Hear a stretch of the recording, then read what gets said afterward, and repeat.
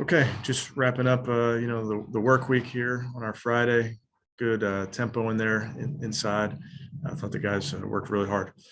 Now we'll kind of move our preparations into the weekend, and excited to get in front of our fans for one last time. I think the weather is going to be, maybe wet, windy, so we're excited to get down there. And with that, I'll take any questions. Thank you very much, Coach. The first one will be from Daryl Ryder. Yeah, Coach, see you have 7 players that you're listing as questionable for Sunday's game. Obviously, there's a reason for that, but just, how optimistic are you for some of those guys to be able to go? Yeah, I think some are close, Daryl. They're not all exactly the same, but we want to use the next couple of days to see where they get to before making a determination. And I wanted to ask you earlier in the week, everybody's a professional in the building, no question about that, but everybody also is human. And just the way things have gone, the challenges that you guys have faced, how difficult has this week been for you guys, knowing that the season is coming to an end and you guys weren't able to achieve what you had hoped to going into it? Yeah, Daryl, I think, like you said, we have pros. There's no doubt that there's disappointment and frustration based on where we are. But as pros, we know that we have a job to do. We know that we got a game on Sunday versus, the division champs.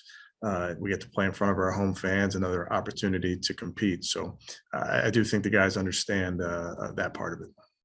Thank you, Daryl. Nate Ulrich is next. Hey, Kevin. I'm just wondering, in addition to the guys you listed as questionable, would there be anybody out who you could just rest? Like, Nick Chubb comes to mind. I know, dealing with the rib, he's not one of these guys listed as questionable. Is he going to play, or could he be a guy who would rest? Yeah, again, we'll kind of make those determinations, Nate, as we get through the weekend. But I would expect if guys can play, they'll play. Okay. Thanks for clarifying that. I know you said that earlier in the week, but I just wondered because Nick wasn't on there. Miles just said he wants Jadeveon Clowney here. He said he's made a couple pitches. He said something similar last week. What do you think about that tandem of Miles and Clowney? And aside from them being like 2 athletic freaks who are drafted #1 overall, what made it work? I mean, just, on the field, locker room, personality, whatever. What made that work this year between those guys? Yeah, I think those 2 guys, and I'd really include the entire defensive line, Nate, when talking about them. I think the great camaraderie amongst that group. Malik Jackson is right in the middle of that. So I just think that group really practiced hard. Just watching them go through their individuals, the amount of energy and effort that they use out there on the practice field, and then they play hard during the game. So Miles and Jadeveon, how they play, how they pressure the quarterback, attack the run, those type of things are very indicative, I think, of the entire position group. Thanks, Nate. Scott Petrick, you're next. Hey, Kevin, about Miles, I know we talk about him a ton, but it really does feel like his leadership, he's grown, maybe just vocally or with us, but seems to be on display a lot. How have you seen that kind of show up within the team and within the building?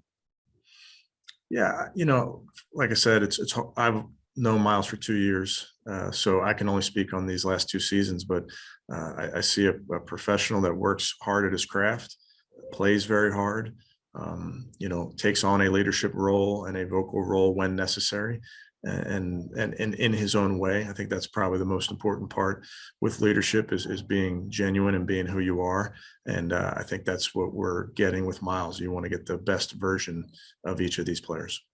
I think he said he's not afraid to kick somebody in the butt if he sees them doing something wrong. If you notice that, and how important is it to have somebody like that within the locker room? I think if you look like he does, you're not afraid to kick anybody in the butt. Thank you very much, Scott. Jeff Shadell, you have our next question. Hey, Kevin, I'd like to hear your end of this. There's reported rift between you and Baker.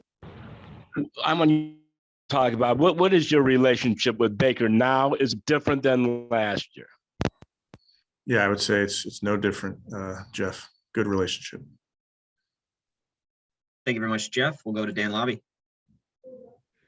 Hey, Kevin, I want to go back to Nick Chubb and kind of your approach. Obviously, like you've said all week, you guys are trying to win this game. You're going to play to win this game. But do you have discussions about, maybe a reduced pitch count for certain guys, trying to be protective of guys? Is that something you talk about as you kind of go through the week? Yeah, Dan, yes, certainly understanding all of the variables at play here. We talk about each one of our players and how we're going to utilize them. But I do think it's important that, Nick's an example of a guy who's pushing to play. All the guys that they want to play, they want to go compete, they want to go win. I think that's important to have. And then another guy in that running back room, obviously with Kareem Hunt being out, that hasn't been great. But one of the benefits, I guess, is you've gotten a bigger look at Dearness Johnson. So I guess, what have you seen out of him this year, and how good has it been to sort of see him, I guess, establish himself? Yeah, I think I've said this a bunch of times about Dearness. He's very dependable. He does his job when called upon. There's been games where he's had to start. There's been games where he's been a backup and thrust into a bigger role. There's games where he's got to play special teams. So he's just dependable in all of those roles. Thank you, Dan. Marla, right now we'll go to you.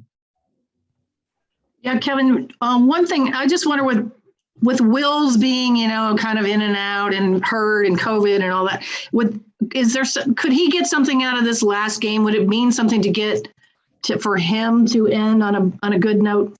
Yeah, Marla, I really feel that way for all of us, for the entire roster and all of us as, in the organization. I think it's important to go out there and perform and win, like you said. Jed in particular, he did have that early in the season, some unlucky moments with injuries, and then obviously was out. But he's a young player, and I think he's a young player that is constantly getting better. He works with Coach Callahan and Coach Peters. They put him through the paces, and I think he's a young player that is only going to keep getting better with really solid work. And one more thing about Clowney, did you see him taking? Miles triple teamed, and did you see some of the effects of having Clowney on the attention Miles was getting? I think it does work both ways, Marla. It's hard as an offense to give attention to multiple players. You have to make some decisions in terms of how you're going to do that, whether you're sliding the line one way each time or you're putting a tight end or a running back over on this side each time. So the more guys that you have on defense that gets the offense's attention certainly plays to the advantage of those players. Thank you, Marla. We'll go to Mary Kay Cabot. Yeah, Kevin, just wondering, how has Jarvis been, since we haven't talked to him very much since Odell left, how has he been, inside the building and on the field for you guys since then, just in terms of kind of his leadership and holding the core together? And is he a key piece of your offense going forward? Yeah, Mary Kay, I was asked that the other day. He's been great. He really has been, the same guy that walks in the building each day, works hard, provides leadership, plays hard, all of the above. So certainly somebody that we value. Thanks. Appreciate Mary Kay. Scott Patrick, go ahead. Hey, Kevin, yesterday AVP said David Njoku is a guy he'd like to have back. Obviously last year of his contract. How have you seen David progress, and how does he fit into what you want to do with that position? Yeah, I think David's a guy, over the course of the last couple seasons has shown great growth as a player, as a person.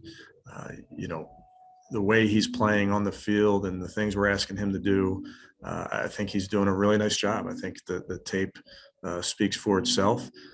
He's grown as a professional. I think he's still a young man, so he's continuing to grow as a person as well. And I'm really pleased with where he is, and I want him to finish strong. Thank you. Thank you, Scott. Jake Trotter will have our last question today. No pressure. Kevin, you see sometimes in college, teams are trying to win the game in a bowl game, but it's also an opportunity to maybe give some different guys a look or different opportunities. Is that a potential option for you as you try to win this game, but also maybe build off whatever happens Sunday for next season or the off season? Yeah, again, Jake, I tell you, there's a lot of variables there, like you mentioned. Certainly, we want to make sure that we are going to win the game first and foremost. That's always going to be our goal anytime they're keeping score. And then we do want to be smart about guys that are out there and who we need to see, all those type of things. And it varies across the position groups, but nothing comes before going to get a win.